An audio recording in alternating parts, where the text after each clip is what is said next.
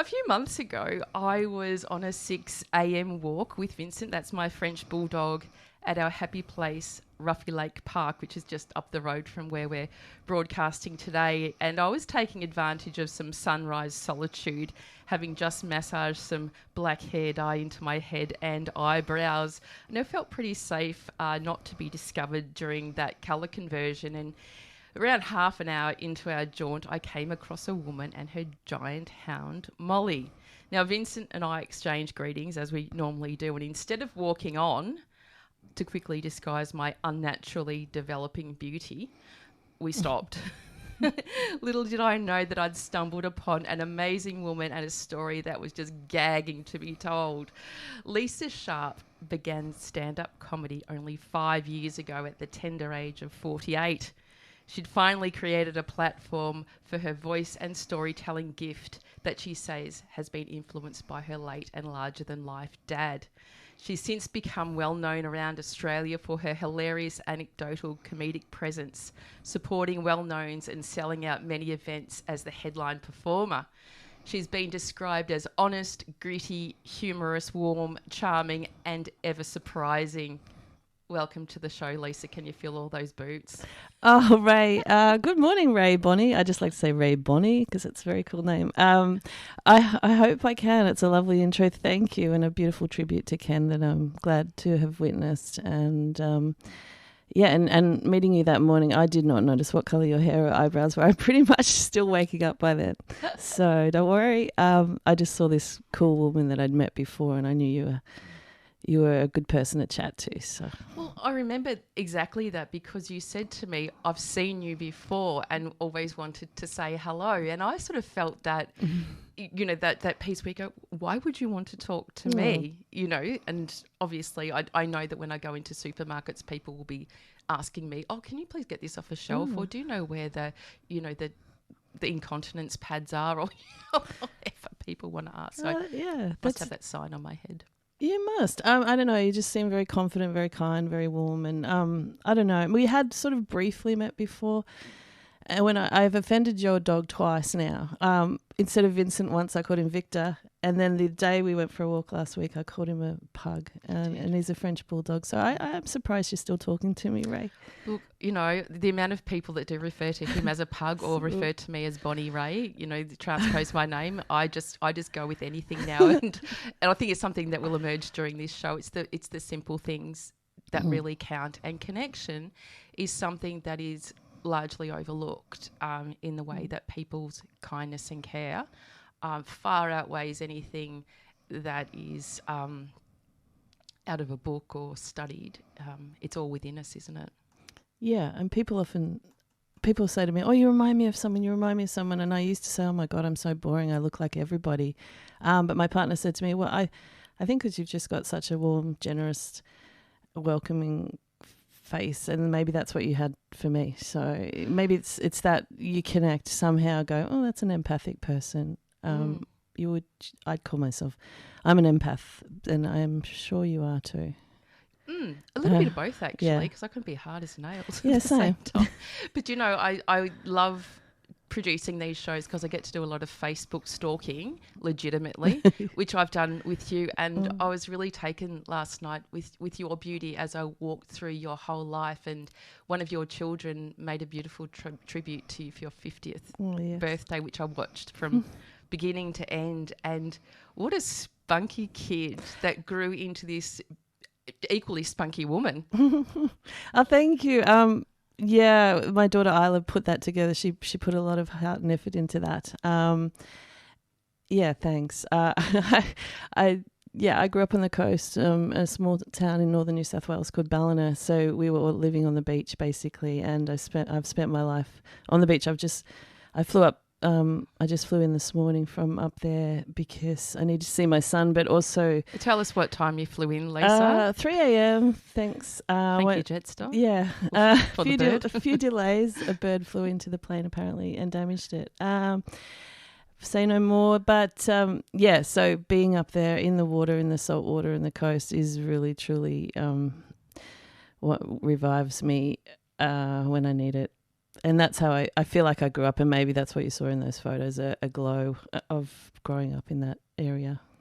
I don't know. You hug people a lot. Do I? Well. Yeah, or you're hugged as well. I noticed that as well, which means that you are approachable and you're open. So that's what I read into that. Oh, that's cool. Yeah, no, it was really beautiful, but also just getting more and more curious about your trajectory, which we're going to unpack today,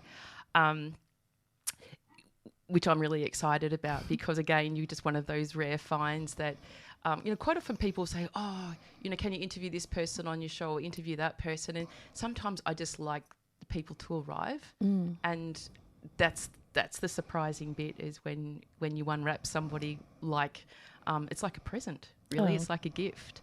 Now, doing some extensive research, I also thought I want to be clever because my take on stand-up comedians especially is that you have to be clever quickly and you don't get two shots at it. So I thought I'd do some research on clever questions to ask stand-up comedians, specifically. Love Google.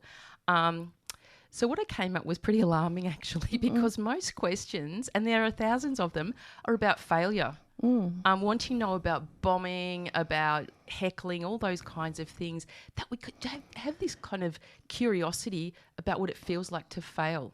Yeah.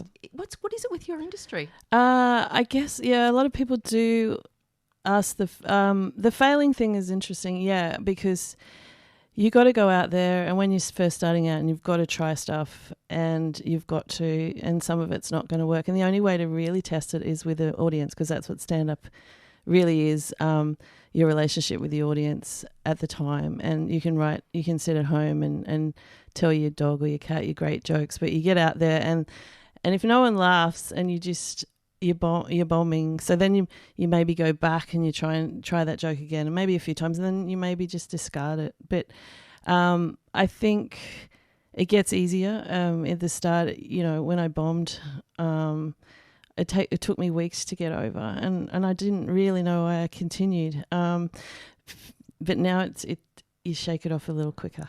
So tell us about that moment when you bombed.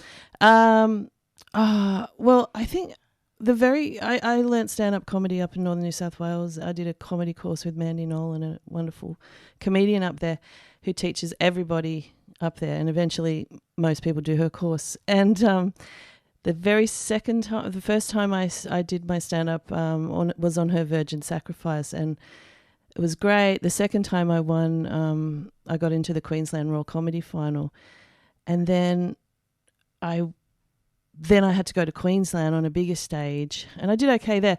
But then I took a story that I won with somewhere else to Yamba Bowling Club, and we were supporting Mel Buttle at that time, and nobody laughed, and it was dreadful, and I just got worse and worse. Like my confidence I just physically and emotionally just retreated.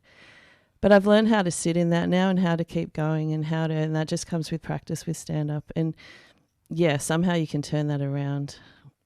It sounds almost impossible to turn around. It can be sometimes, yeah. But I guess going back to, my discovery last night, just, recognising just how negative the approach is, because I think when people are attending a comedy event, they're wanting to be entertained. They're wanting to laugh.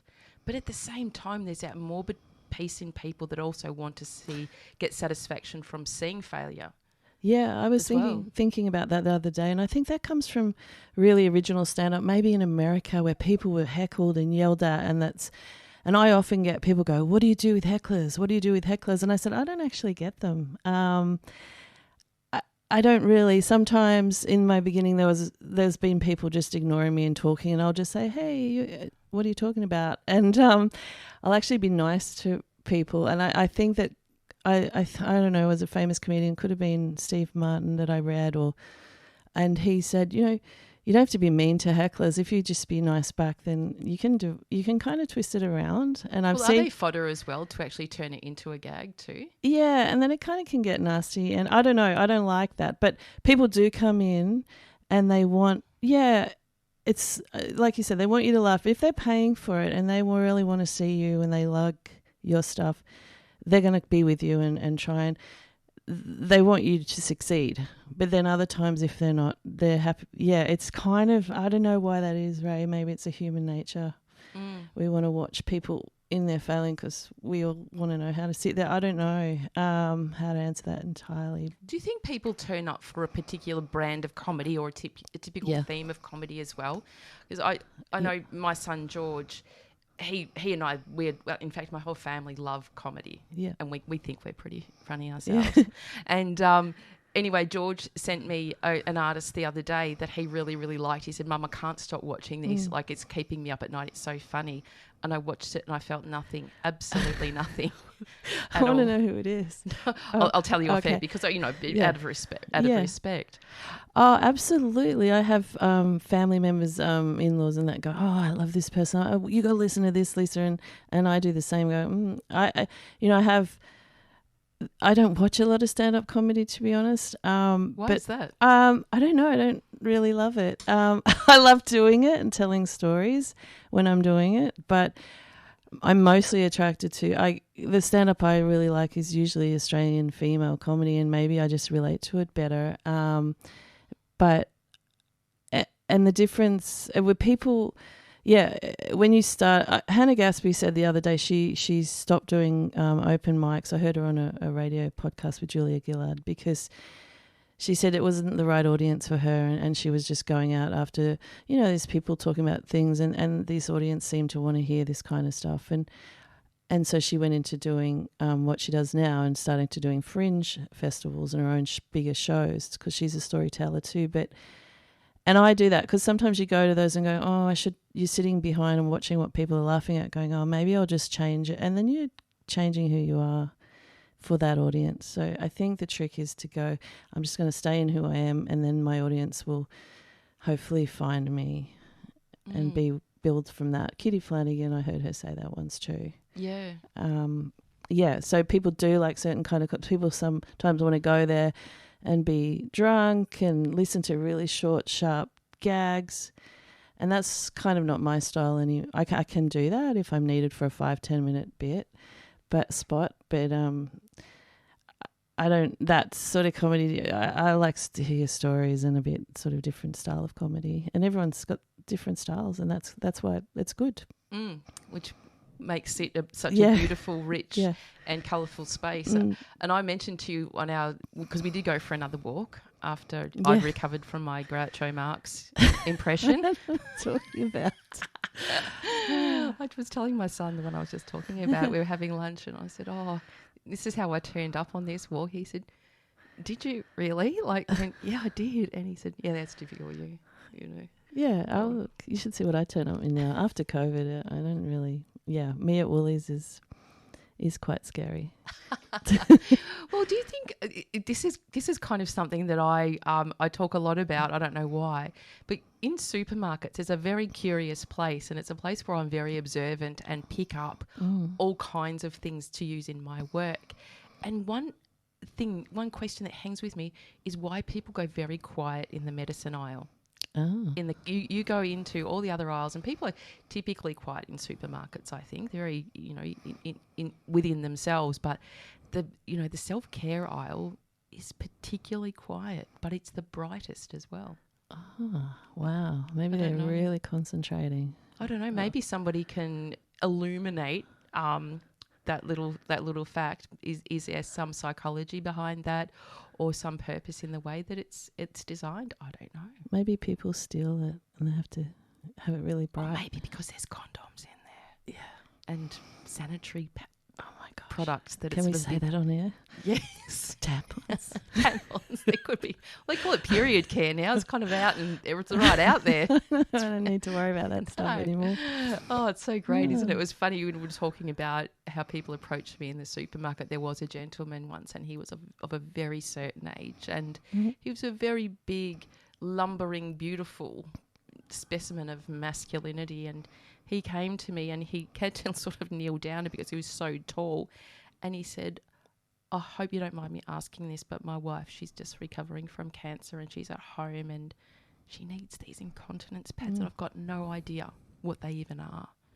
I went, oh, wow. And I felt so incredibly privileged that he asked me, and I was able to hold him in that space and hold him in that moment to preserve his own dignity and pride, and also introduce him into the fact that, yeah, look, just throw them all in your trolley, mate. Just get as many as you can this time so you don't have to keep coming back. That's beautiful. Yeah. Yeah, but also that he asked you could be like, what do you mean? What would I know about that? Yes. Do I look How dare you? Yeah. Do I look like I leak? You I probably do, yeah. When I was a kid, there was an older gentleman in the supermarket, and he looked like he needed help, and I was just like, oh, can I help you? And he was like, what do you think, I am an invalid? So since then I've been a bit careful to ask if people need help in supermarkets. It's an interesting proposition, actually. Next month I've got a great guy coming on my show that does a lot in social work, and, well, I guess he's a bit more than that, but homelessness is one of his things, and how we approach homeless people with an expectation of, we know what you want, because all you want is to be homed and all you want is a sandwich. But whereas we sort of miss that point where people may not want your specific brand of what we call help, and a reverse engineer on that is, what is it that you would like in this moment? Yeah, homelessness is actually my passion. I've worked in homelessness for a long time, but I often say to people, because people go, oh, why would I give this person money? They're just going to go and buy alcohol or drugs. And I'm like, well, if they want to, and if you were living on the street, wouldn't you? Like, that keeps you alive for the next day. Yeah, it's really none of your business what they spend that on. Absolutely. So it's another reason why we connect. But do you know Josh Reed-Jones? No, but I'm looking forward to listening to it. Yeah, amazing guy. And do you know, again, and I'll talk about this later, but last night, as I'm getting all inspired about my show, I love to sort of, think about who's coming on next. And I had contacted him, and he's very well known, and he's a paid public speaker, and he got straight back to me to say, would love to come on your show. Yeah. That's awesome. I mean, it is a pretty fancy show, but... Oh, yeah. 94.1 FM, 3WBC. I know. I chased you down that park to be on here. That's what happened. Well, your dog's the size of a bloody horse, so it wasn't difficult, was she's it? so mean to Molly. No, she's beautiful. No, Molly's great. And Vincent and Molly got along very well. They were like a team. No, Vincent was sorting Molly out, but Molly's tail was whipping you. You weren't used to the big tail whip. But we also talked about Vincent's embarrassment and shame as he hid in the bushes when Molly was jumping on people. It's like, no, don't know this dog. Yeah. Now, you wouldn't believe it, but we're already half an hour into the show where we come up to the first break, and I prepare to play, and I've told you about this, I've prepared you. It's our very first special guest song request. And most people are incredibly bored by this, and they say, why do you keep doing this? Because I like it. So I give you a cryptic clue, and you have to guess which song of yours that you've requested am I going to play next. Okay, I love cryptic. I do cryptic crosswords. Okay, so you get this easy. I hope so. So it'll either have something to do with the title or the artist. So the clue is brand of vacuum cleaner. Mia Dyson. See, you are right on the money. Now, she's a bit of a story in herself, isn't she? Yeah, to be honest, I love Mia Dyson. Years ago, I saw her with Liz Stringer and Jen Clower up in Byron Bay, and then I just really love this album, In the Moment, I think it's called. And yes. And then as I was coming here, I thought, what if Rae asked me about Mia, because I don't know what she's up to now. So I had a little Google this morning. But she's very cool, and her dad is Dyson Guitars. So. Well, that's right, and she's also a bit of a surfer chick. Oh, I didn't know she's so from Torquay. Oh, right, yeah. Yeah, originated in Daylesford. Oh, must be. In about when I say this off the top of my head, I also did my research. Yeah, I had no idea who she was, but so Jim Dyson, didn't realise that was her dad. Yeah. Anyway, when we come back from this break, we're going to wind the Lisa Sharpe clock all the way back and find a time when the Eunice kind of started and what led us to sitting in this studio today. How about that?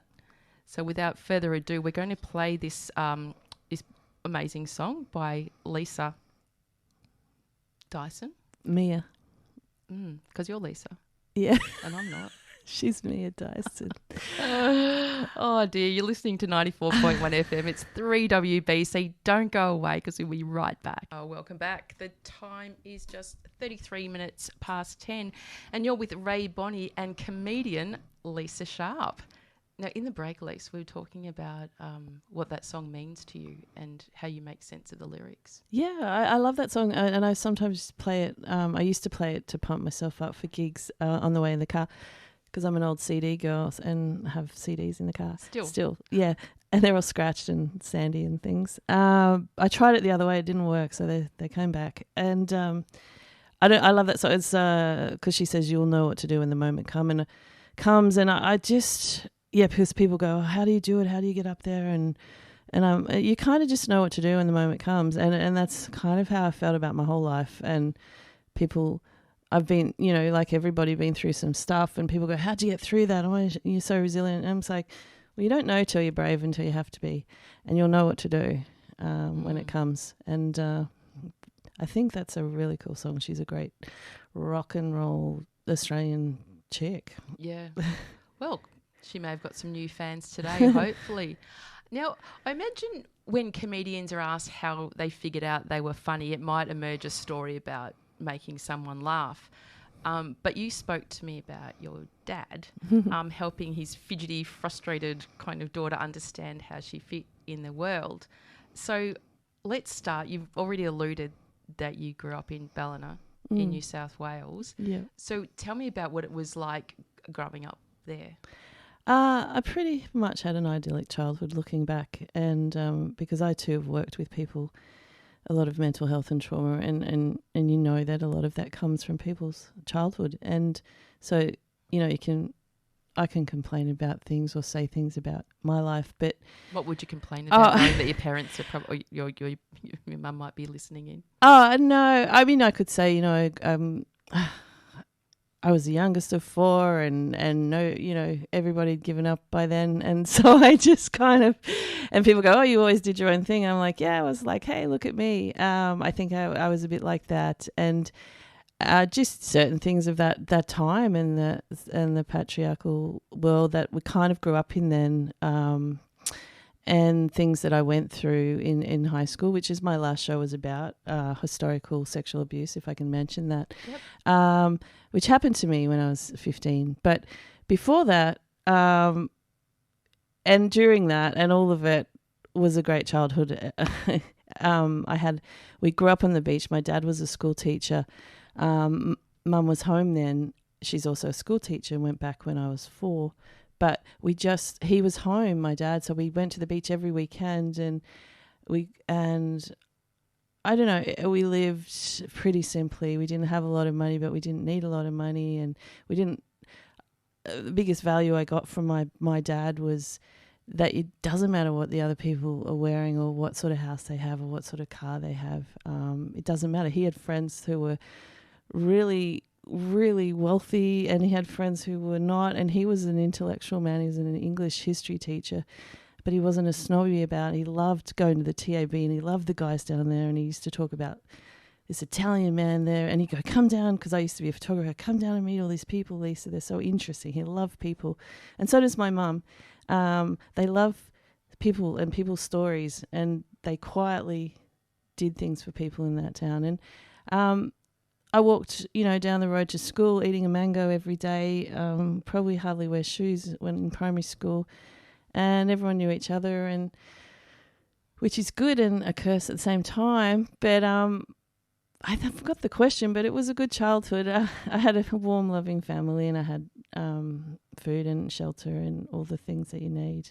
You clearly are a storyteller, because I had the sun beating down and you've got like sticky mango running down your forearms and flies following you. Yeah, my best friend from school goes, every time she eats a mango, she thinks of me walking to school, eating my mango from our tree in the backyard. So. I was going to say they probably weren't $1,000 a kilo where you got them from, and they were probably the best ones ever. Yeah. In terms of Ballina, somebody's just texted in to say, where is it in relation to somewhere that we know? Byron Bay, it's 20 minutes from Byron Bay. So it's where the Big Prawn is. Most people used to know Ballina just to drive through, and but it's now they're all moving there because Byron's too expensive. Now Ballina's become too expensive. So I do some comedy about that, how everyone used to go, oh, Ballina, it's so boring. Now they're like, oh my God, it's amazing. Because it's becoming cool. But northern New South Wales, it's closer to Queensland than Sydney, like about an hour, 45 minutes from the Gold Coast. Yep. Yeah. Yeah, no, it does sound idyllic, but then as you said, there's the drawbacks given small country town. Yeah. And would I be right in saying that because your dad was a teacher that you guys probably had some, were more well known in the town too? My dad was, when he died 10 years ago, there was like 700 people at his funeral, and all these people just coming to me going, oh, and your dad taught me, and he really liked teaching people that struggled at school. And I still get people saying, the only reason I'm a writer now or I'm a film director is because your dad said I was good at it, and he helped, he encouraged me. So, I think we were well known. And my dad didn't like going far. So basically he'd go from the school to the home to the TAB to the footy club. There was kind of a square. And he didn't need to go on big overseas holidays or anywhere. He did with Mum later because I think she dragged him there. He did enjoy it, apparently. And she's still doing it because she's more of an extrovert. And I feel like I'm an introvert. And looking back now, I go, I think my dad was too, even though he could talk to people and tell stories, but he really loved his alone time but he was well known because I think, both my parents, he just sort of enjoyed talking to people and accepting people for who they were. It's funny how we buy into that stereotype. You're either one or the other, introverted or extroverted, and, not understanding that people who like being alone aren't lonely. Yeah. In fact, they're probably the least lonely people. It's true. Being comfortable in the presence of oneself. I think we've just got to start sort of flexing our minds a bit around our unconscious bias about these kinds of things too. Yeah, I agree. And I heard Magda Szubanski say something. She called it an omnivert or something. It's like in the middle. Like she said, I'm capable of doing this and doing, being out there and doing comedy, but then I've got to get home and get my energy back from being alone. And that's how I feel. Yeah. I was listening to an Imperfect podcast the other day, and they were interviewing Chrissy Swan. Yeah. And I walk in the mornings, as you know, because that's where we met. Yeah. And I've never really thought about my why about walking, and I've been doing it for many years.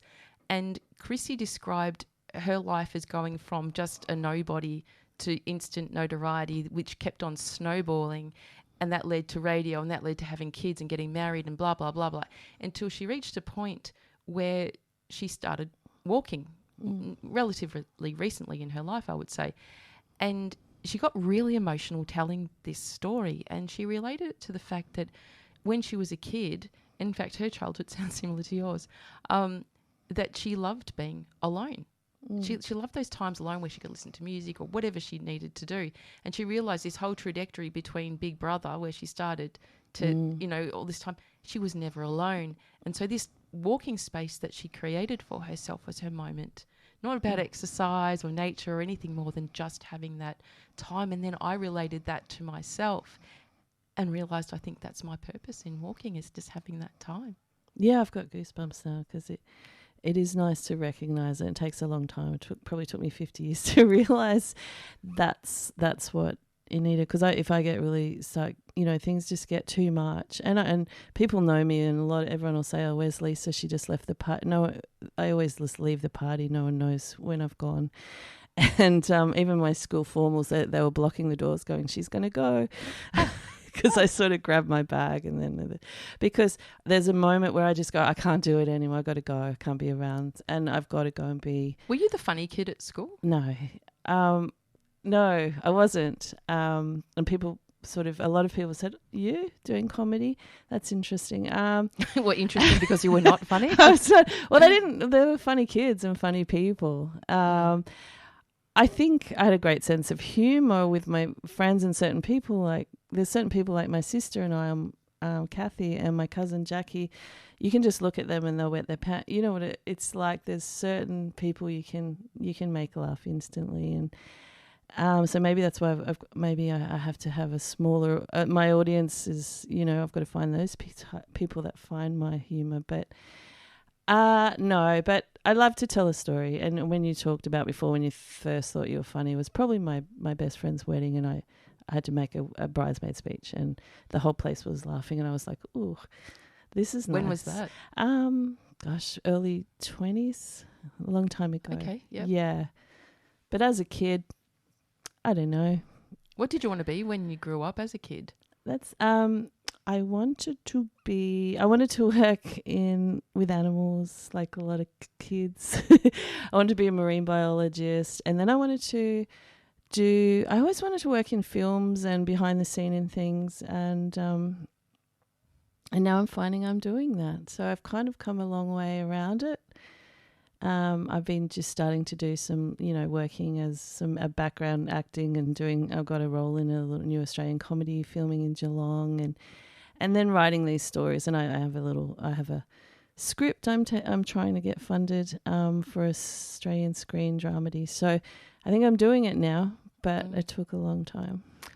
When you said it was a long way around, maybe it was the right way around. Yeah. And you arrived at the right time. And speaking of the right time, when you're speaking about script writing and things like that, we're saving that to the last segment. So I'm not ignoring what you just said. I'm just saving that up because it's really, really important that we talk about that. But I think we often approach things that it took us a long time or why didn't I know this before? And the fact is because you didn't.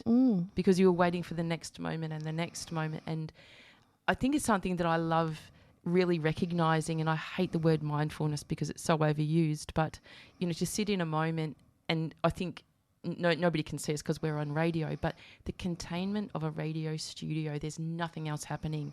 You are literally forced into a moment where the world's happening outside somewhere, but when you're here, it all goes away. Yeah. I'm trying to add to that because that was really profound. But yeah, getting to I think we were talking about how you got there.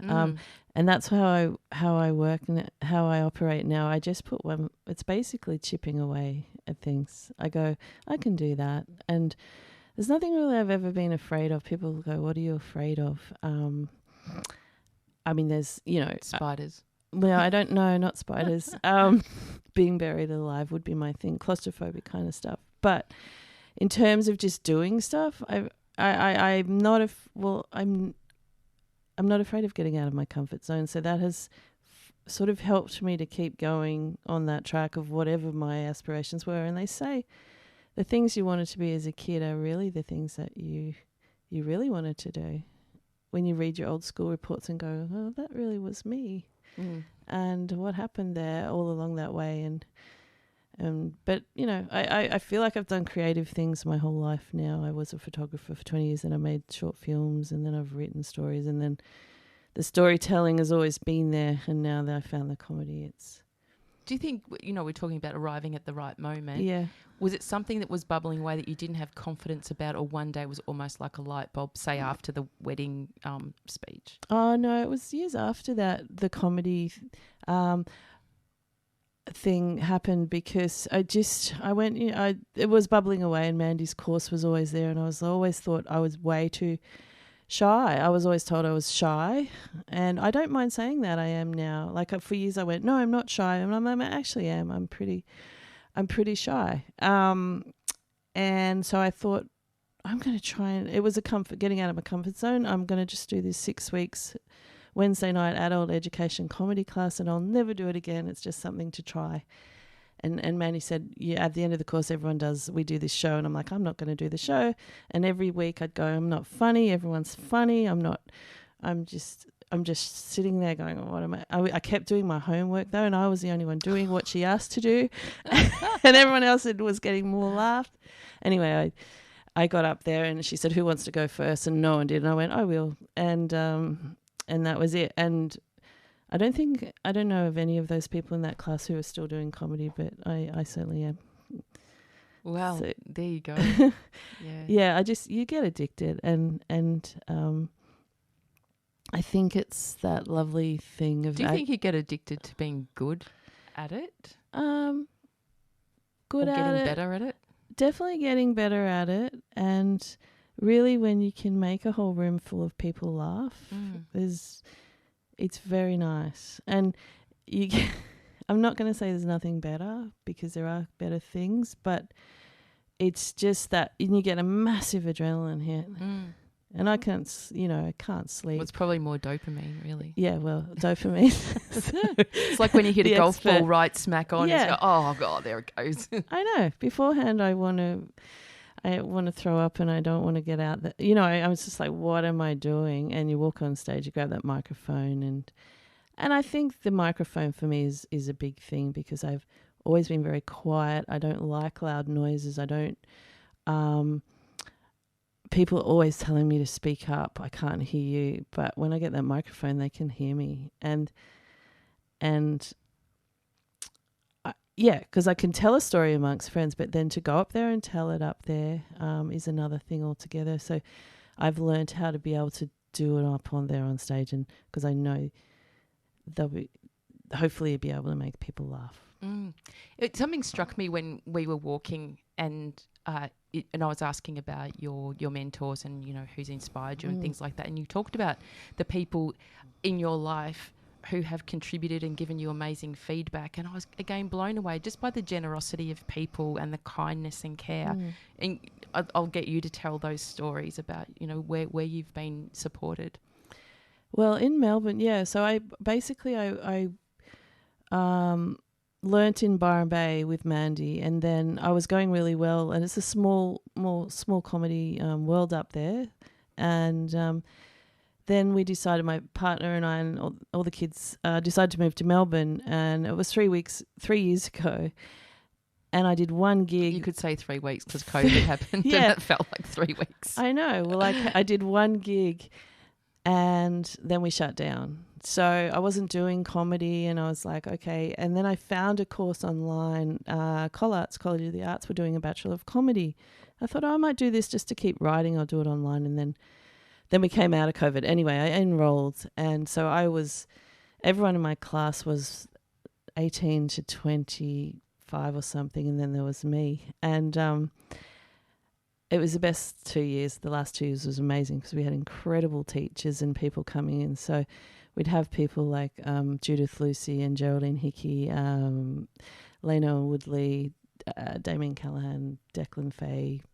Anyway, teaching us, Zoe Coombs-Marr, all coming in, all being our actual teachers, Stephen Nicolaso, director, Ash Flanders, and people who have been doing this. And so they all inspired me, and most of them are so willing to help you. Maria Angelico is my acting teacher. That's how I got into acting. She's an amazing actress. But, I had she had coffee with me the other day just to some questions I had. And then I had a 2-hour phone call with Declan yesterday to ask him about, and none of them want to be paid. I try to offer, can I buy you lunch? Can I pay for this? And then Judith Lucy, I asked if she could look at my script for my last show.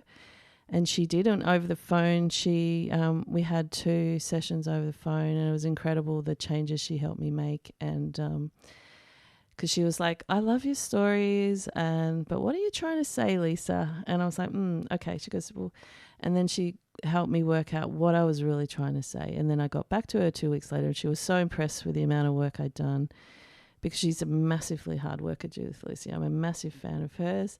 And she came to my show, and just that support is really, really wonderful, especially from someone that she's my age, but she's been doing this for so long, and she paved the way. And then I just jump on and go, hey, I want to be a comedian. So it's really nice that. What did she say to you? She's not an outward laugher. She told my daughter's 22, she's my director, and apparently she said to Isla, because I don't see people before I go on stage if I can help it. It's hard in some venues because you just got to go to the toilet and there is everyone. So I'm hiding behind the scenes, and she said to Isla, just know I'm not an outward laugher, even though I found so yeah, and I could see her up the back with her glass of wine just not laughing. I'm like, oh, she hates it. But then Isla told me that after, yeah. but I tried not to focus on her. Does that inspire you to go harder, or are you just happy to sit within yourself and keep going? I have learned to sit within myself and go, okay, Judith's here, but there's all these other people here too, and they've all paid to see me or not. Most people, I go, hey, just come along, put bums on seats at this stage at times. And no, I sort of think about, it's not just for, because you know when the media is coming to, so you go, oh God, the media is coming, or Judith Lucy's coming, or so-and-so's coming. And you go, no, this is for everyone, and this is for you. And, I have little talks to myself. This is for my dad, or this is for so-and-so. And this is, and I don't have people say, what's your thing behind the scenes? It changes all the time. Sometimes things you think are going to work don't work that time. You go, So that's right, because it's not always about, well, it's probably never about you. As you said, people are coming for a reason, and you don't know what that reason is. I actually had a situation the other day where I was speaking at an event that was set up for 100 people in a hotel, beautifully set up, mints in the middle of the table, etc. And it was in excess of 100 people, and 5 turned up. It was a very rainy Melbourne day. Yeah. And I thought, okay, well, that's what I'm working with. And I thought, oh, I've got 5 people. I've only got 5 people. What can I do with 5 people? And it worked out that 3 of those people were quite vulnerable and probably needed a much closer. Yeah. It was a much closer audience, which was really useful. So it worked out better, really, in my mind. But, I think that's how we deal with things that don't meet our expectations is quite it can be quite confronting. Even today when we walked in and all the technical issues, it's like, we'll get there.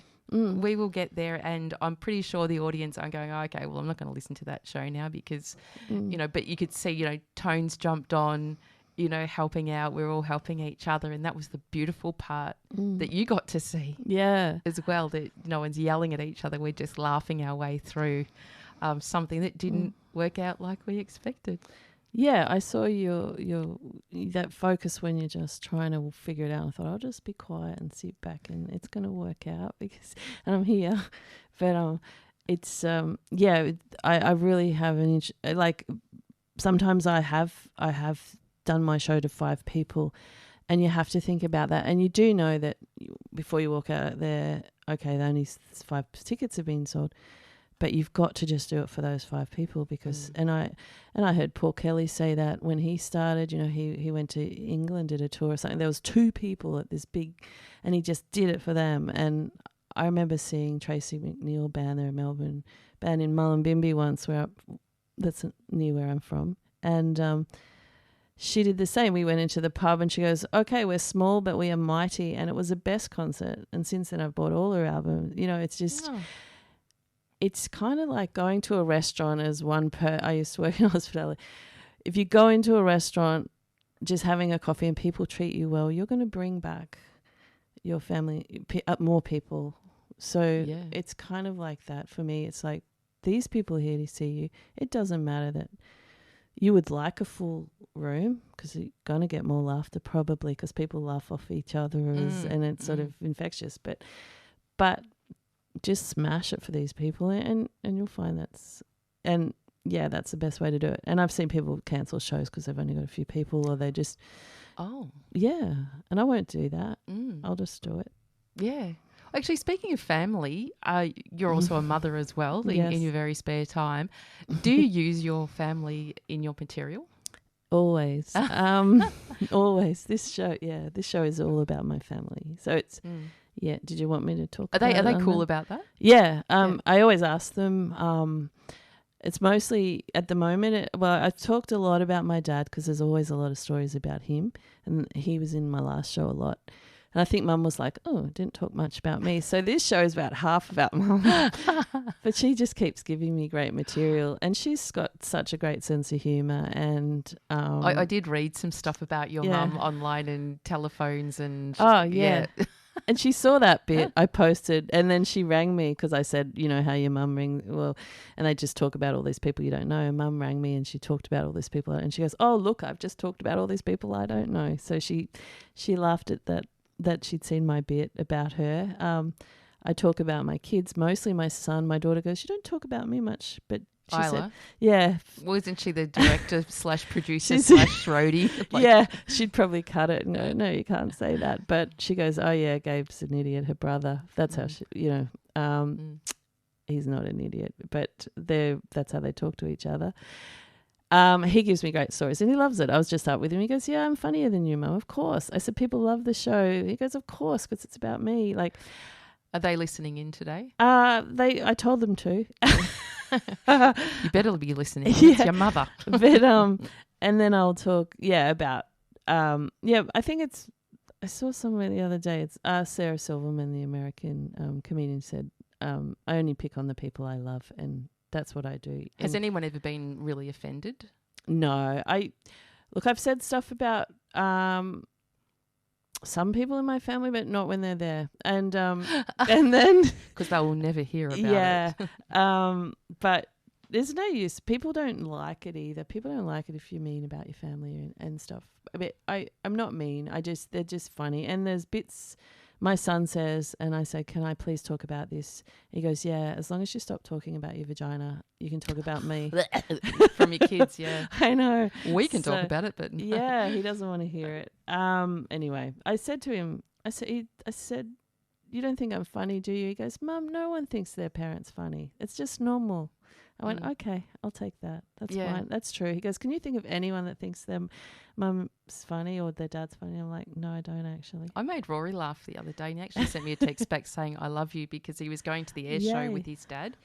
And I said, oh, unfortunately, they've all run out of petrol at the air show. And I just quickly doctored up the air show ticket and just wrote cancelled due to running out of petrol and just sent it to him. And he laughed. He thought it was really funny. Oh, yay. Because I did it really fast. But strike while the iron's hot. Well. Now, Lisa, you wouldn't believe it. We've just chewed up a whole hour of the show and have arrived at our next very special guest song request and the corresponding cryptic clue. So here goes. Something a man... I can't believe I'm saying this. I did this late last night, obviously.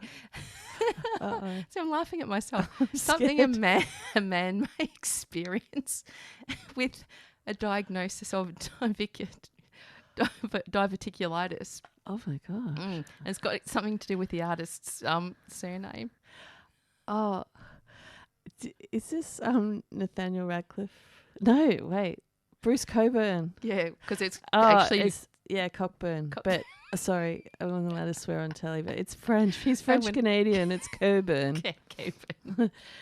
But you got it, though, didn't you? Eventually. Well, it's just a matter of elimination. Can I tell you, some guests sometimes just never get it? Oh, really? Just never get it. So when we come back, we're just going to continue with this conversation and just a little bit more of the how, what, why, where, when and who that makes Lisa Sharpe the amazing comedian that she is. I've actually listened and watched you. I was going to go to one of your shows but couldn't because of my dodgy foot. But we can also talk about your upcoming shows, and maybe if you're good people, we'll give away some tickets. Yeah. So don't go away. This is Bruce Cockburn. Watching. This is great. Where the Lions. Wondering where the Lions are. Yeah. Don't go away. We'll be right back. Welcome back. The time is just 6 minutes past 11 and you're listening to 94.1 FM. It's 3WBC with Rae Bonney. And I'm joined by funny lady, Lisa Sharpe, who's also a self-confessed introvert. We already covered that.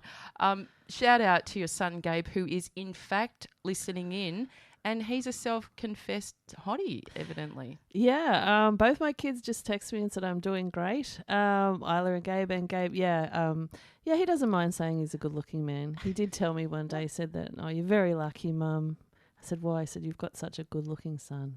And I said, "Okay," but you'll hear about more of him in my show. Yes, well, I did search him up as well, and Isla, and you have produced definitely very fine-looking people. That's and they're lovely inside it as well. I sounded not sure then. Yeah, because you harkened back to the teenage years, didn't you? Well, yeah.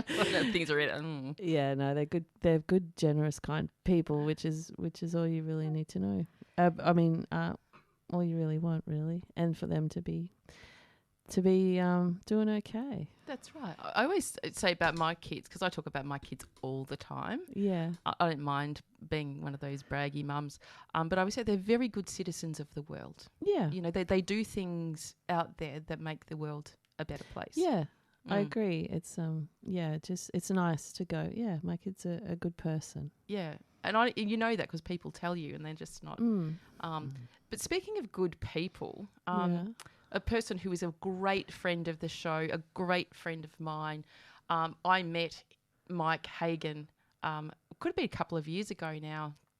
We were both speaking at the same event, a mental health event here in Melbourne, and he was getting up to speak, and I love watching other speakers because I go, here we go, you know, what can I learn about what not to do? I'm terrible.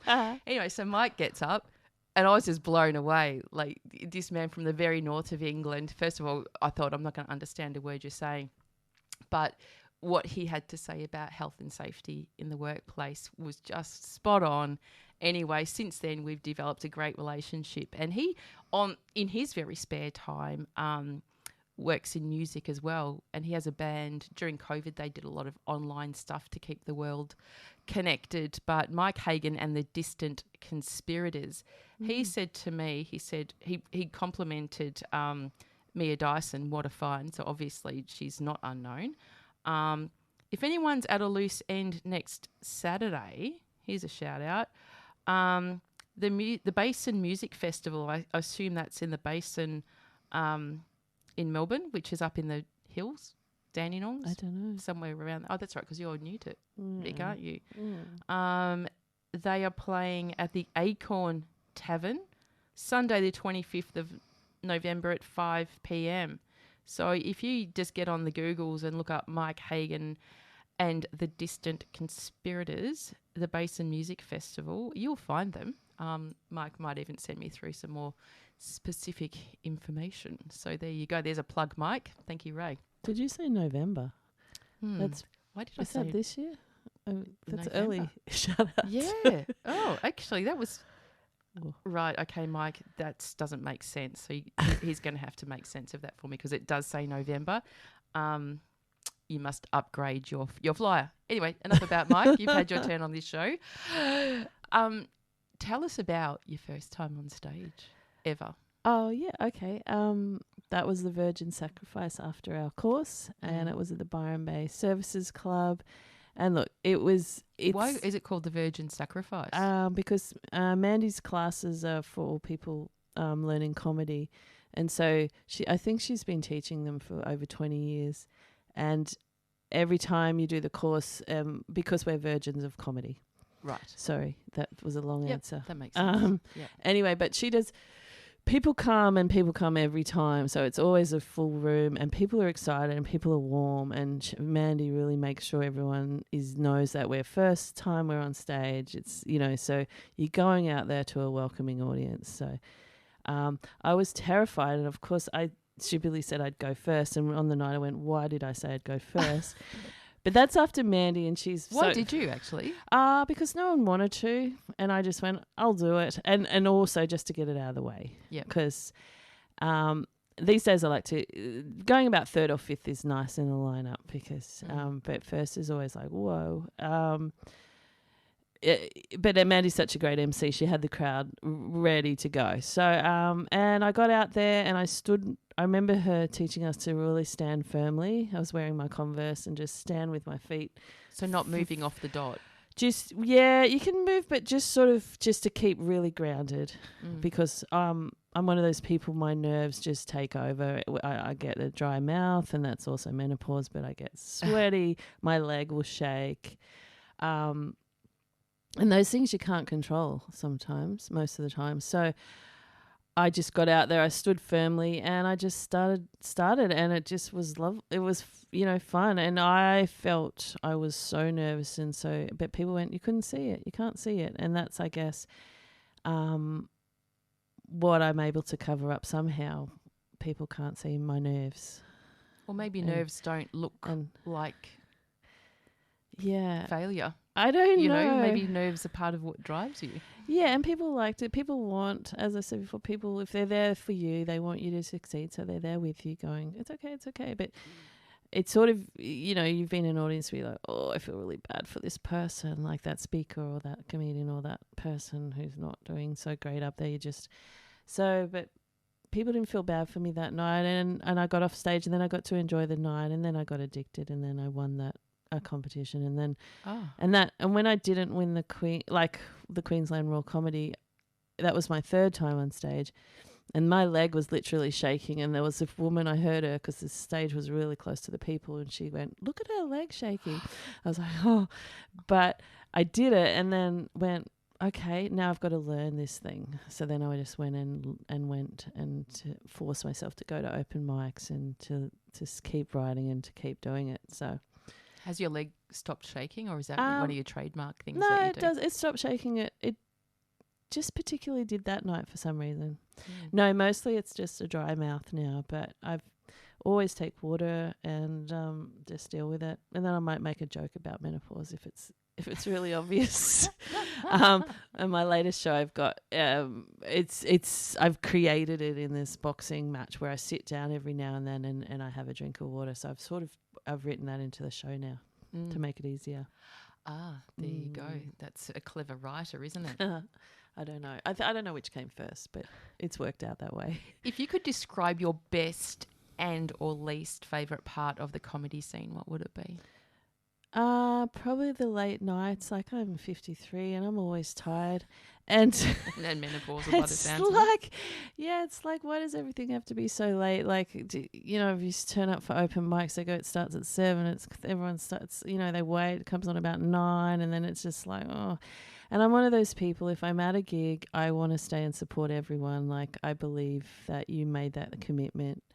And I understand people have little kids at home and there's other reasons you have to leave early, but and I won't pull out of a gig if I'm booked, and people do. People go, oh, I got a better offer, and so, but just staying late. So I don't like the late nights, and then I eat badly because I'm always too hungry too nervous to eat before, and then I'll be, drive through on the way home, eating rubbish on the way home.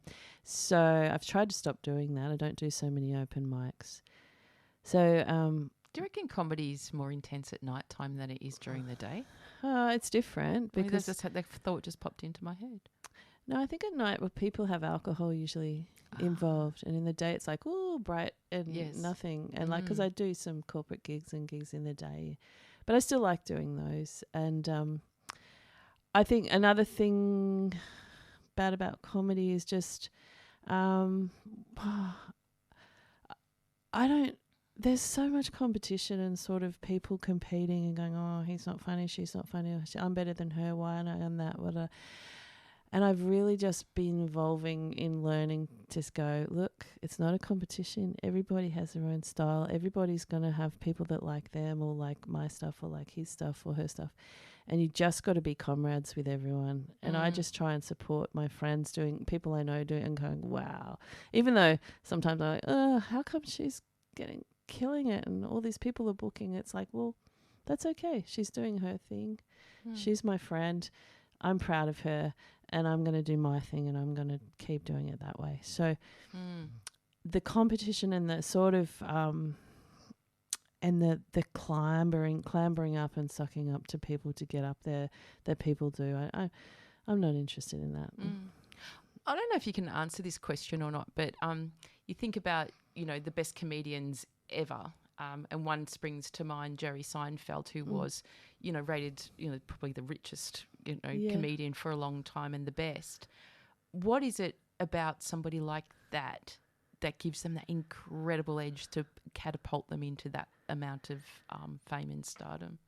I think Jerry, looking back, he's traditionally one of the first people that really did that observational comedy, where he has his own style. Like, I can't describe it, you just see it and it just works. And I don't know. I don't know his story well enough, that what he did, where he came from, and he was probably doing open mics for a long time and then was doing stand-up, and then he created that TV show that just went crazy. But I don't know, I think of someone like Billy Connolly. He's just naturally so funny. And Billy's, I love his style of being able to open up all these doors and then he comes right back. And that's, I try to do a lot of callbacks in my shows. Like, I'll talk about something, then it'll come back in another story, and then it'll come back. And I like that style. But I don't know.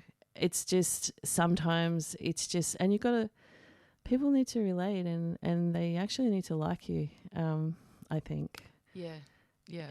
They need to go, if you're going to go up there and you might be really funny, but you're arrogant and you're rude, and you're not going to attract a lot of people. But that's what I think anyway. But I don't know why some people, and Jerry's just got that, I don't know, that thing that worked at the time. It's so consistently as well. And consistent. Yeah, he's constantly. And, the little things. He'll do a gag about a dishcloth. They're always little. And that's relatable to everyone. I guess his stuff is really relatable, because it's probably things you haven't really, and you go, yeah. Oh, look, I just recently watched back-to-back, Seinfeld, and the amount of metaphor he creates to take back out into life as well. It's like, I can use that. That helped me make sense of something too. Like, as you said, just a dishcloth, just so many other things that you go, oh, wow. That's something. I was also curious about, comedy like The Office. Yeah. And you see the British Office with Ricky Gervais, that it gets replicated, almost the same script, into a Steve Carell American version, which worked just as well, if not better in some respects. That got me curious as well about that is really fluky, because sometimes the English stuff that's really good doesn't convert well with the American stuff, because I think there's a different style of humour.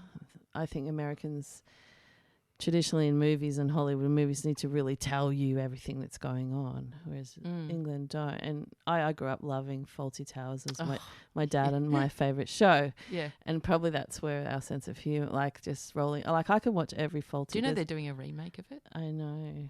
That's I'm worried. Weird. I'm worried about that. Yeah. It's I can watch. They only made 11 episodes, but I can watch them and still laugh my head off. Which one's your favourite? Oh gosh, I probably, there's that one where Polly, they're singing. She's singing "I'm Just a Girl That Can't Say No," and I think he's going to get the duck and the and he's hitting the car with the branch. But I think Sybil and Polly trying to entertain the guests. Yeah, I don't know why and. My dad used to go, "There goes your life," just the way Sybil would talk to her, and he'd just go, "There goes your life." And just I can't pick a favourite really, but they're all.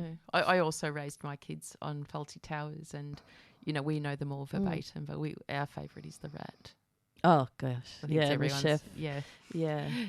But with that thing about how does comedy transfer? I just took us on all different tangents. So did I. But I think the English version of The Office, and then having Steve Carell, was probably what made the American one work, I guess. Yeah. Because he's so wonderful as well. And same in Shameless, I think. They did that too. But there's other shows you go, oh no, that doesn't work like that. Yeah, Neighbours. I don't know. But sometimes I've fallen in love with something that's been made and go, I'm not going to watch the other version of that. No. Have you ever been sort of midway through a performance and then just completely changed feet to go, this isn't working, I'm just going to switch to something else? Yeah. And you have to sometimes, because it's like, I talk about that in my show, it's about boxing. It's sort of like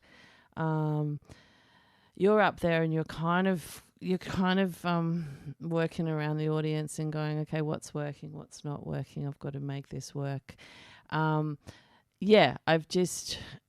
in saying that, when I have switched, it hasn't worked either. So it's a hard one. Some people go, just stick with what you're doing and be confident. And that's what I'm learning more. Don't change it up there. I got some great feedback from Tom Wright from the ABC. I sent him my last show, and he was, because he came to our class, and he does Judith Lucy's podcast. So he's done a whole lot of things, but he gave me that advice. He said, you've got to be confident in every single story. And I think when you change track during the show, you might lose some confidence because you're like, I don't really know what I'm doing. But some people do that a lot better than me. I'm probably not good at that. And I wish I was, and I don't do crowd work. And that's probably where people can bring the audience back and things like that. Or lose when you say you don't do crowd work, is that a skill? I think it is. Yeah. Judith Lucy, I think she's, from just coming spring to mind, I feel like her one of her show would be like half an hour of crowd work before she even starts in her show. And that's chatting to people, talking, getting people's names, which she'll bring back into the show. That's before she gets on stage? No, she's on stage, but sort of into what she's planned. And then she'll bring that back. And I love watching people do crowd work really well, because I think, wow, what a skill. And someone said to me, just do it and be confident in your very first question and you'll be fine. But I just feel like I don't know, I'm scared to do it. Do you have to do it? No. Yeah, some people don't do it. Yeah. Yeah. Well, if you don't feel that pressure, then maybe one day it will just happen organically. Yeah. Yes, hopefully. So Isla, Gabe's had a bit of airtime. Yeah. So she's your she runs the show pretty much. She runs our You're lives. the talent. She's okay. No, once I said I'm the parent, Isla. I brought my kids up on my own since they were 4 and 6, Gabe and Isla. And Isla was always the mediator, and I had to really work on, you're not the parent, you're my daughter, and I got to look after you. But she still tries to look after her brother, and we love her for that, because I know she's listening. Hi, Isla. But she left school, loved acting, and she wanted to be a director. But then COVID happened. She was going to travel. So when we got here, I said, why don't you direct my show? And she directed last year's show. And then I hadn't asked her to direct this show, and she just assumed she was. So she's a hard person to say no to, Isla, and she's very good at it. And I hate directing. I hate telling people what to do. There's a style of directing you don't tell people what to do, but she's very good at it. And she's made my show so much better, because you need that feedback. You need that. In what way? We work a lot on how I am up there, just in a sort of what I'm doing, because she'll notice things I'm doing all the time, like I'm touching my head all the time, or I'm moving backwards every time I say a story, or just kind of acting sort of stuff. And then we work on bits and make them better, and make sort of performances out of them, rather than just stand up, because I like to and I'm learning, to move around. And I do a song in this one, which is, I'm not a singer, but it's that's braver than doing crowd work, I'd say. And she helps me with things like that, and where to put my stuff on stage. And it's just, she keeps me on track, I guess, and tells me not to be a diva, because sometimes I have moments when she's like, and I'm like, I can't, it's terrible. And stop being a diva, Mum. Just, right, it's good, it's funny, you've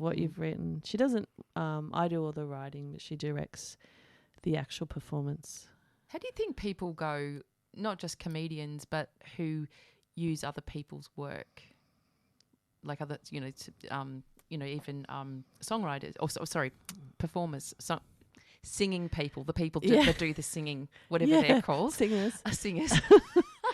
They have writers for their songs. Like, how would you go as a comedian using material that's been written by somebody else? That I wouldn't. I don't think they said Do people do that? Well, they said some really famous comedian, that guy from America. I don't know if So famous you can't remember his name. Yeah, but he never wrote his own stuff. Like he had a cigar, and anyway, it was a performer, I guess. But I couldn't do it because mine's all from truth, and I've tried to, like, all my stories, all my stuff is from a true story, and I've obviously embellished it or created a punchline to make it that. In fact, Gabe isn't really all that good looking. Yeah, stuff like that. Yes, I can't imagine doing it. It was just, I think early days I tried to tell a story that wasn't mine, and it didn't work. And that's when people, we all get, it's a funny thing among comedians, we all get people going, I got a story for you. I got a funny story for you to tell. And I say, no, that's your story. You could do it. You tell it. Because it's not gonna be authentic. No. Because I think vulnerability is one of the biggest good things about bringing to comedy too. Or just being human, really. Yeah. We talk a lot about vulnerability, don't we? It's one of those, new things. Like, let's be vulnerable. I know. It's like, oh, okay. Do we even know what that means? Speaking of vulnerability, we are vulnerable to time, and we're heading towards it. So weave that little thing in. Mike Hagan has chimed in, and he thanks you very much and tells me that you're a very good guest. Thanks, Mike. He said, good catch. It's the 25th of March. Big thanks for the shout out. Great guest too. So yeah, if you're at a loose end, you're heading up to the hills, go and see Mike Hagan and the Distant Conspirators. Sounds good. So you know what's coming up now? The third special guest song request. Can you guess this one? And in fact, we've mentioned it in this segment. And when you mentioned it, I thought, wow, that's the clue for the next song. One of the best known symptoms of menopause. I can't remember what my other songs were. Hang on. It's who is it? The Night Sweats. Correct. Oh, yes, we did mention. Yeah, SOB, I can't swear, but this has swearing in it. Oh, is it? I played it through. I didn't hear any. Well, it's not really swearing.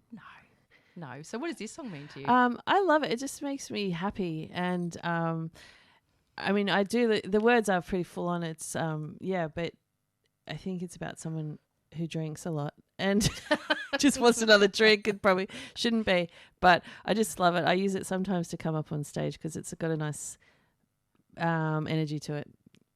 It's a beautiful song. Well, we will let our listeners be the judge of that. When we come back from the break. Oh, sorry. I just bumped into my microphone. I was laying back and went bang.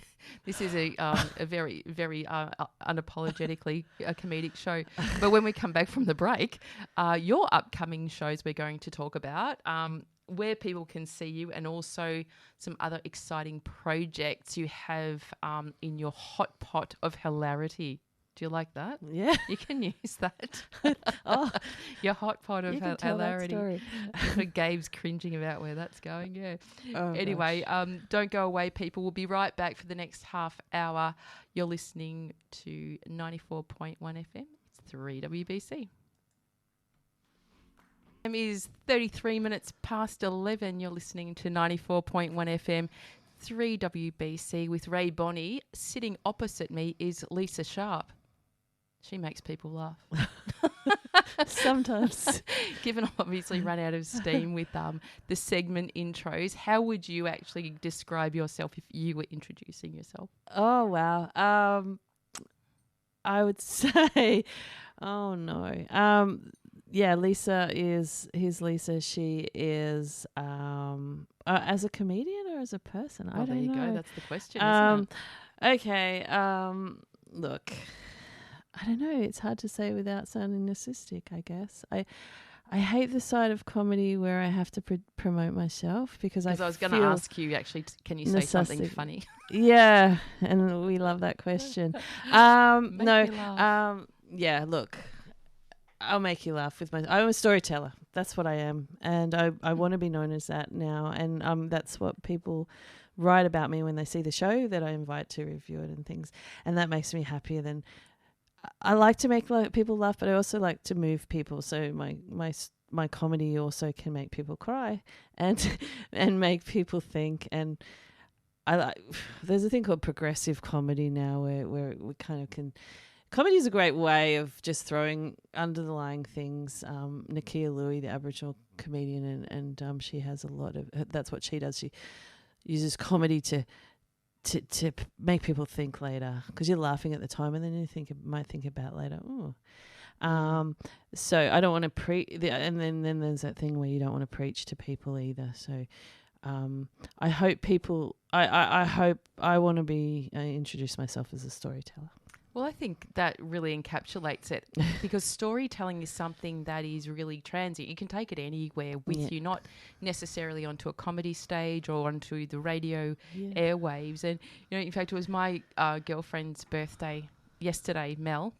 Love Mel. I met Mel at the Happiness and Its Causes conference back in, I think, about 2014 or something, and the Dalai Lama happened to be there. But I was doing some Beyond Blue business there, and Mel stopped by where I was presenting and introduced herself, and we've never stopped talking. And I do a lot of work.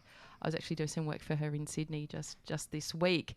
But on her birthday, I thought, what do you get the woman that loves everything? And I do love a story myself.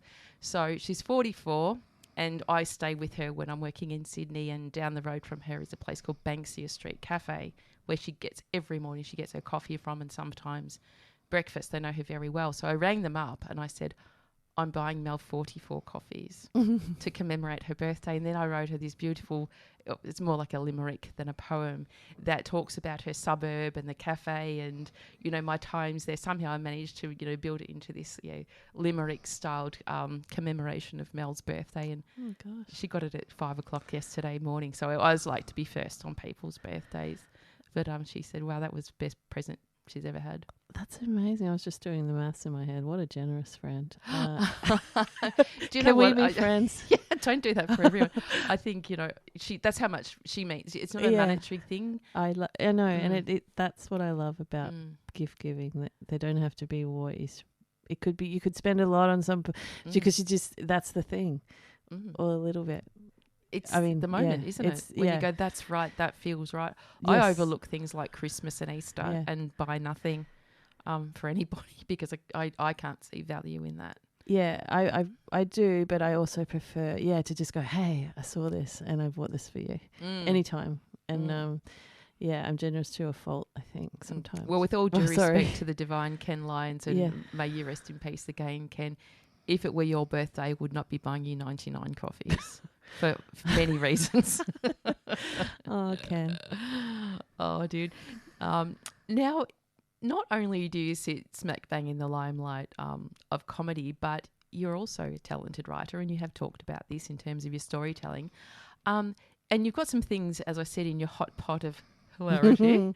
Tell us about your projects. Well, my main project at the moment, so I'm always doing the comedy show. So I've got this comedy show coming up for Melbourne Fringe. So and we can plug that later or now. You better get it in now. Okay. So it's the week after Easter, Thursday, Friday, Saturday night, 13th, 14th, 15th of April, at the MC showroom in Paran, and it's my story. It's called Raw, ROAR, and it's about the people who are in your corner. So basically, I think. People love being in your corner where there's a drama, but for me, it's the people that are still there when you're doing really well, because, and that's what it's about. So it's about the people. It's just my mum, my kids, and my partner. Basically, the show's about them, and I use boxing as a theme, and it's got audience participation. It's lots of fun. So it's at the Melbourne International Comedy Festival, so you can find it on there. And I will post that on my socials as well this afternoon. So anyone that sends it, how many tickets might you give away? Today, I can give 2 to each show, so there's 3 shows. So okay, so I think that's 6 in total. Yeah. Anyone who inboxes me first in best dressed, I'll post the stuff on my socials this afternoon. and you'll be in. And I'm going along as well, so you might even want to spend some time with me. So yeah. And I just need their name and email address, and the tickets will go straight. But so I work on my shows, and I'm taking them around lots of fringes. I'm going up to Townsville Fringe. I'm going to take it to Ballina, and I'm doing Kyogle Writers Festival with that. But you recently did Adelaide. I did Adelaide Fringe, and for the first time I went to Adelaide, which was awesome.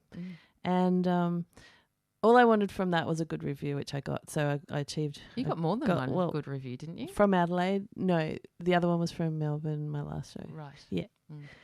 But in the meantime, I've written a pilot for this would be the thing I mostly would love to see happen is I've written a pilot for a Australian dramedy, which is comedy with heart, and I really want to get it off the ground. So at the moment, I'm hunting around. I'm applying for funding. I'm trying to find a producer, and that is a story about celebrating older women and I'd love to older female comedians to play parts and things like that. So it was inspired by my 80-year-old mum, and and just to see older women being celebrated on screen in Australia would be really cool. Not just a supporting cast or the ones that are being abused and things like that. It's a common thing in Australian stuff I see. It's just always kind of dark stuff, and I love the original Sea Change, things like Offspring, and that's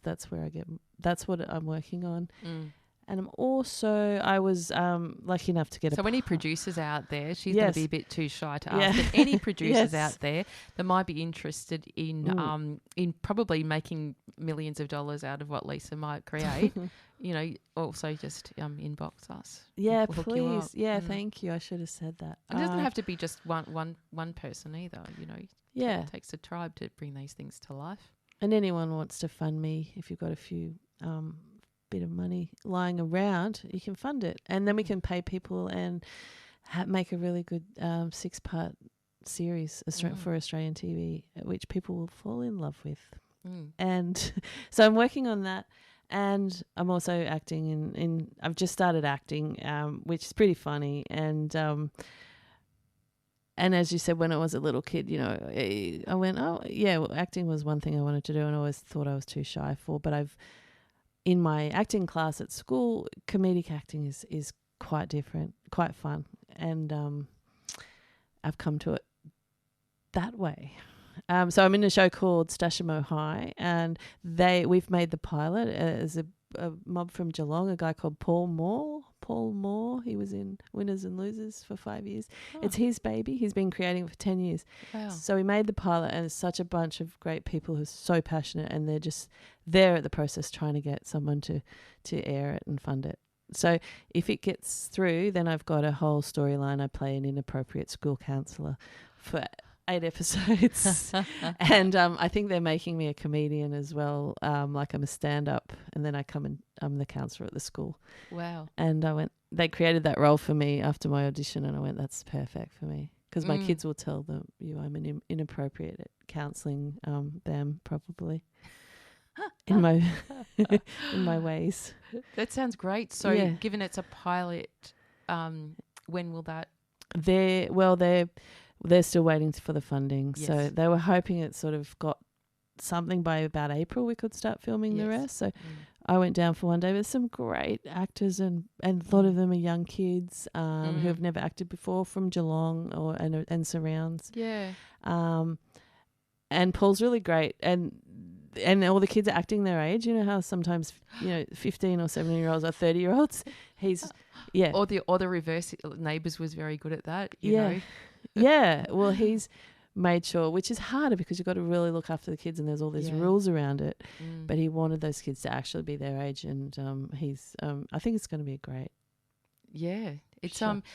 I mentioned to you again on one of our walks that a few years ago I did a lot of work with Entertainment Assist. They're the not-for-profit organisation here who looks after the mental health of the Australian entertainment industry, and did the world's first research, which was very, very compelling, and I was able to develop mental health programs specifically for the industry. So the things that Lisa's talking about now about getting things up off the ground is not about making people famous. It's actually supporting an industry and people who work within it so tirelessly and passionately. It doesn't take much to keep it going. You know, we consume things like Netflix or any streaming service at a rate of knots without even a thought to how much time people put into producing this stuff that we just go, oh, when's my next binge coming up? It's incredible that we overlook that. So think a little bit more deeply about what you're consuming, why you're consuming it, and who actually creates it. Again, it's not about the money. It's about how we support the industry to keep it going. So the two projects you've just mentioned, they're the very things that will help this beautiful industry. I mean, we love entertainment here in Melbourne. You know, whether it's, you know, the theatre, you know, or, you know, stand-up comedy or whatever it might be, we love it. And we couple it with coffee or or food that we're also very famous for, another great industry. So so thank you for the work that you're doing that helps other people as well. In that, I just want to say, if any of the discussions today that we've mentioned have brought up uncomfortable feelings for listeners, please remember help is there. There are a few options for further support. Lifeline, easy to access on 131114. The suicide callback service is 1300 659 467, and emergency services is 000. Now, I'm back next month on Sunday the 15th. No, it's actually the 16th of April, where I'll be sharing the studio with none other than Josh Reed-Jones. Now, Josh has been on my radar for a few years. We've been watching each other on LinkedIn, and I eventually connected with him to say, hey, Josh, do you want to go on the show?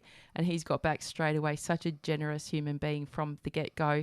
He's the founder and director of a trailblazing social enterprise called Just Be Nice Project.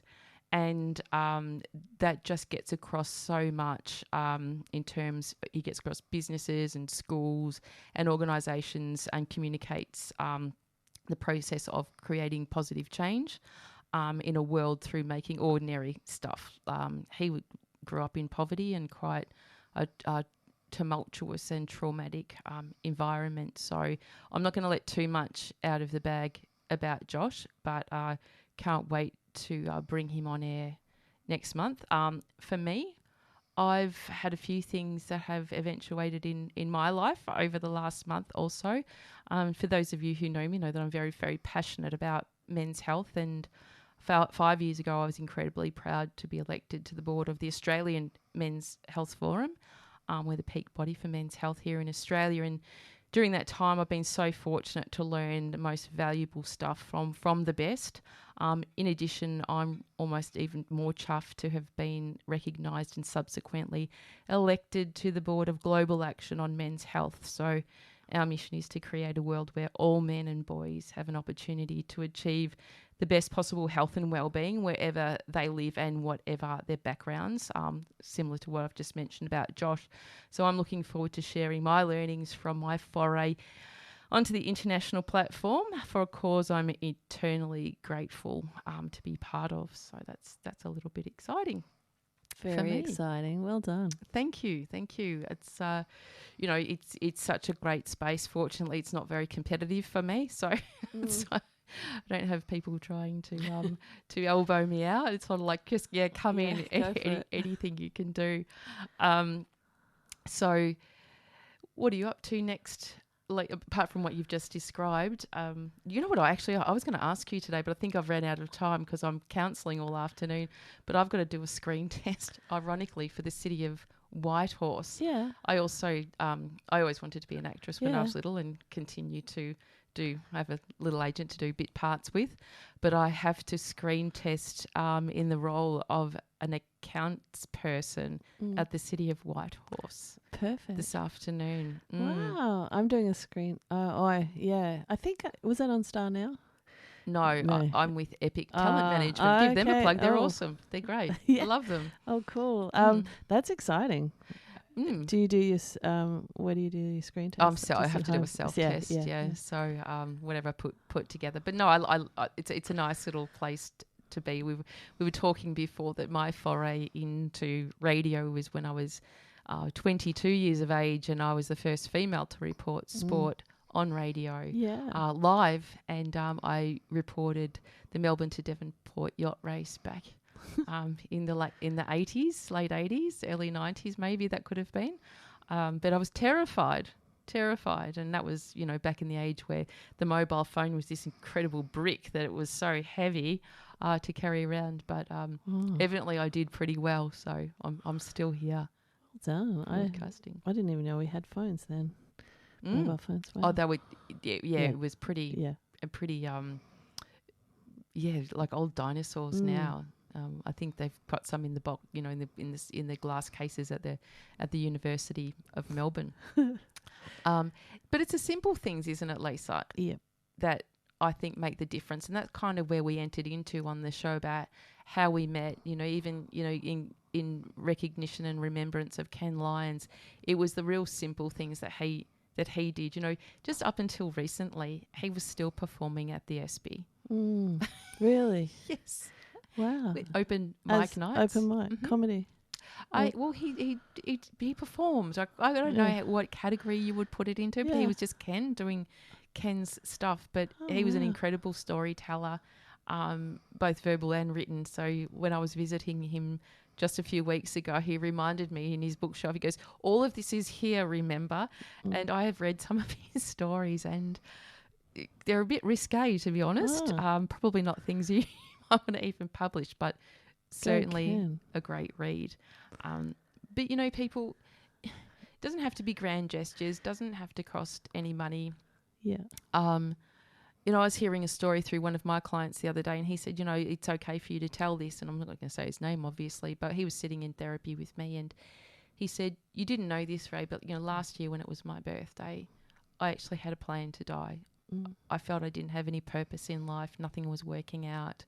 I didn't have any support. I didn't have anywhere to go, and it was my birthday, and I just felt nobody really cared. And he said he was driving home from work with this plan, this loose plan in his head about not living anymore. And he received a call from a friend, and his friend just said, hey, I'm taking you out tonight to this whiskey bar. I've got it all booked. It's all set. You just have to turn up, just dress really nice. And that was the very thing that turned the corner for him. So he did. He got dressed and he went there and connected with his mate, and it was just them two. He didn't invite anybody else, and he said he gave him a reason to live. And it was about a year later that he told this mate exactly the impact that he'd had on him that day. And, you know, so I think the message in that is that we don't need to know the impact that we have on each other, but those little gestures, those little things that we do for each other, you've got an idea what's going on for somebody. Yeah, that just reminds me of when a really quick story, because I know we're running out of time, when you said that, when things were going in my life really badly at a time, and I could not go out or see people or do stuff, and people were trying to get me out and getting cranky at me, and I was losing friends and people, you know, and I just had to stay home, and I just had to look after my kids. And a friend of mine, Nicole, and she said she might be listening, she just turned up one day and went, right, here's some comfy socks. It was winter, and here's some comfy socks, some red wine, and I'm going to cook you dinner. And that was like, that is a truly beautiful gesture and a good friend. And that just reminds me of that, because sometimes you just got to turn up and not expect too much from that person that's struggling. But also meet the person where they are. And I don't mean literally, but so many times there's the reverse. And I experienced this a few weeks ago, where somebody's pressuring me into going out because they think I need to get out. And, you know, hearkening back to my walking and wanting to be alone, I spend most of my time with people. So my social time is generally with my kids, or it's being with myself. And I think, you know, it's a message that we could all take on board. Just because you want something for somebody, just check in with yourself to make sure that's not about you and what you want, so you don't feel uncomfortable. Because people like us, we're great at being by ourselves. We love it. It's the time we create. It's the time that we repair. It's the time we do a whole bunch of stuff that we need to do. So Would you agree with that? Absolutely. And I was just talking last night to someone about it. Was it my son's girlfriend? I don't know. I just said that, oh, that's right. He said his girlfriend always, people say, oh, she goes, I better go to this party because they're expecting me to, and I don't really want to. And him and I said, no, I've learnt over the years that, no, actually, I don't want to go to that. Because you expect me to, this is where I need to be. And usually, like, it sounds very familiar. It's by myself with my kids or just with the people around me, and just who I love and who love me. And so, yeah, not sure what I'm meaning, but it is that thing of I've stopped doing things for other people because I feel like that I should. I hate the word should. When someone tells me I should do something, I'm going to do the opposite. So, could. Yeah, you should do this. It's like, really? I always say to people, as soon as you start prefix any conversation with somebody with you need to, you should, or you have to, you're probably going down the wrong track. Yeah, and I've learned that working with people. I'm very excited. I'm starting as a volunteer next week, 1 day a week as a caseworker at the Asylum Seekers Resource Centre. I was so excited to find out that you could volunteer there. And so I applied and I got the job. And I start on Tuesday. And that for me extends my thing with homelessness and supporting people. And I'm not doing that to be a grand gesture or to be like, look at me, I'm helping people. But I'm doing it because doing what all the other stuff I do, I find it a little narcissistic, and there's always a part of me that wants to support people, and that's where in the interview it was about, meeting people where they're at and not saying, oh, you need to get a job and you need to do this, you need to do that, and you need to do. It's just about what do you need and sitting with them and figuring out what they want to do and how they and it's that thing back to homelessness and people. I always take cash with me when I go into the city to give to people and chat to people in the street, because I'd rather give it straight to them because I know, and it's about you do whatever you want with that because you know what you need most. That's right. And we can't assume, our unconscious bias says, a homeless person will be so ever grateful for any grand gesture that we give, but be very careful. Help is a very dangerous thing because it's usually about you, not about them. On that note, speaking of beautiful people, coming up next is the divine Paula Hogg, and I just saw her beautiful face in the door. And she also dabbles in acting on the side as well. We share the same agent because Paula recommended me to Epic Talent Management, and they're great. Anyway, she's going to be rolling out an entire lazy Sunday afternoon of music and banter that is bound to hopefully not get you completely asleep, but very relaxed. So our final special guest song request, Lisa, this one won't be difficult for many reasons. But here's the clue. It's the thing we are going to say next to wrap up this wonderful show. This is Goodbye by Paddy Griffin. How cool is that? I almost put it first and I went, oh gosh, like that's ridiculous, Rae. You know where you need to put that. So thank you everybody, especially Lisa Sharpe, for coming on the show and sharing with us your just really magical story. And if you ever doubted that you were a storyteller, you listen back to this show and listen to yourself and be very proud of you, your family, your achievements, and what you bring to the world. Thanks, Rae. Thank you. It's been fun, and I hope you can all come to my show. Yes, yep. So look out for the socials. Yay. All right. See you later, everyone. Bye. Take care.